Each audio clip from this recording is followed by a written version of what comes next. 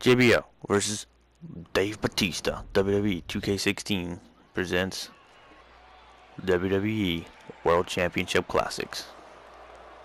Still in the round one, towards the end, second to last match for round one in the Ruthless Aggression era. Coming up first, we have dun, dun, dun, dun, dun, instead of dun, dun, dun. That sounded like that one Baby I Got Your Money song, but I was trying to do the APA theme song. But Bradshaw coming out. Have you ever heard anything like this? I wish I was there just to get one of those like Bradshaw $100 bills or whatever the fake denomination was.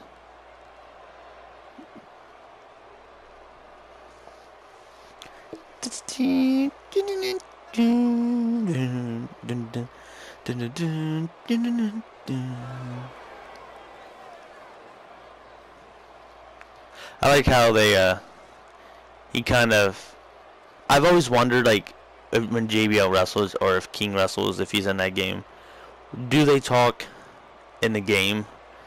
And I like how, like, in this, JBL made a quick little, like, wit edit, but he doesn't really talk in the after, like, his entrance, which I find is pretty cool. I mean, he's still there, but whatever. What do you expect? Insert Saliva's probably biggest song. Nah, maybe it's one of the biggest songs actually.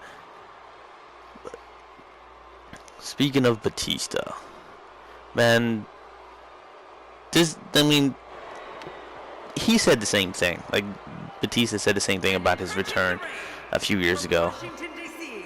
Like, he did not want to be anything a part of a babyface returning, and he wanted nothing. Like I said, he wanted nothing to do with it. He wanted to return as a heel because that is Batista.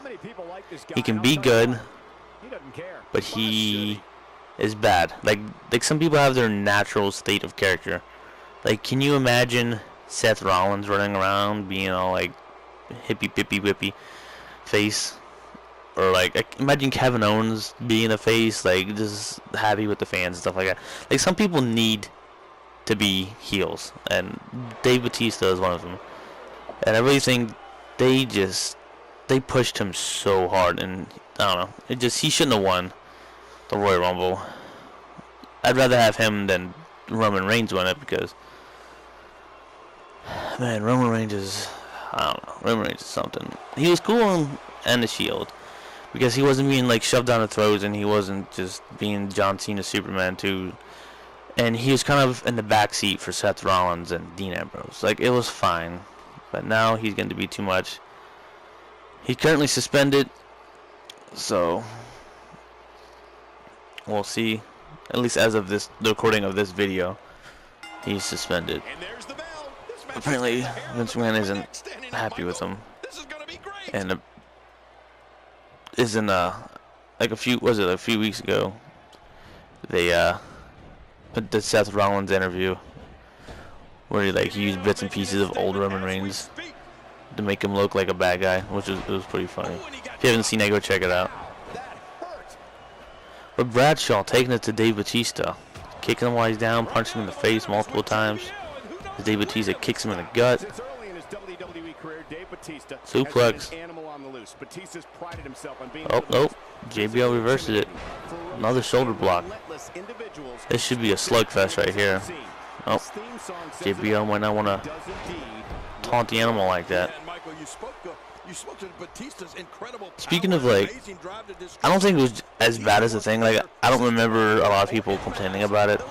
Although I don't think wrestling was as big of a thing on the internet as it is today, as like back in like 2006 and 7. But I remember, like, when they had just separate brands, like Raw had this pay-per-view, SmackDown did this pay-per-view. At least an entire year, Dave Batista was somewhat involved in the main event title match, like the last. And it didn't. I don't know if it seemed like overkill because it was every other month, but just like thinking of that statistic, that it was like overkill. But Dave Batista is always the one I've always liked him. I never like disliked him and hated him, or like wish he would just go away. Like I got like a period with that with Randy Orton. Like Randy Orton just got like so boring, and I just wish he'd go away. And then I started liking him a while ago. I started really liking him. So Dave Batista's always been one I like. I do remember, oh god, what was it? 8th grade, I think. I forget what she was. She was something to me, I think. I don't know. She was like the school counselor or something. I don't know. But she was Dave Batista's cousin, which was like pretty cool. And it's like she told me that he was supposed to debut on the main roster in a few months, and then he's supposed to have a thing with Kane or something like that. And then I don't know if it happened right away, but I do know he went into like some kind of feud with Kane. But or at least had a few matches with him. So that was like pretty cool. And he wrote her like a big check, and I know that, and I remember seeing it. I'm not sure. I don't think she's doing it flash it to be like stupid though. But oh, look at that! Pretty sure JBL can't do that in real life now or 20 years ago. But yeah, that was pretty cool. So I think she's like the counselor of the school or something. But she was the cousin or some odd of relation to Batista. So that was cool. Boom! Uh-oh. Dave Batista has the fingers up, fingers down. Boom. Here we go. Batista bomb! He's gonna go for the pinfall? Yep, he's going for the pinfall. Is this it, ladies and gentlemen? 1, 2, 3.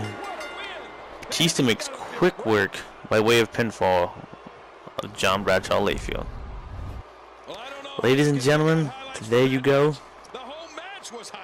Dave Batista defeats John Bradshaw Layfield. Moving on to the next round.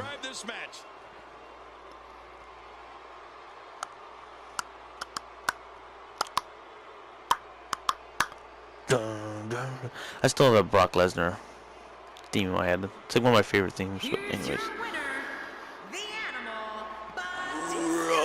he looks so plain right there. Like he has like all them cool tattoos and stuff. Or I mean, I don't know. I'm not crazy on tribal tattoos, but like his shorts don't have anything on it. His boots don't have anything on it. His hair and his beard are like the same thing. They're like just for men, black. Yeah. But until then, people, Batista defeats JBL, John Bradshaw Layfield, or Bradshaw. And he will be moving on to the next round to face the winner of Chris Jericho versus Randy Orton, which is the final match of round 1. Until then, people, get it something. Peace, people.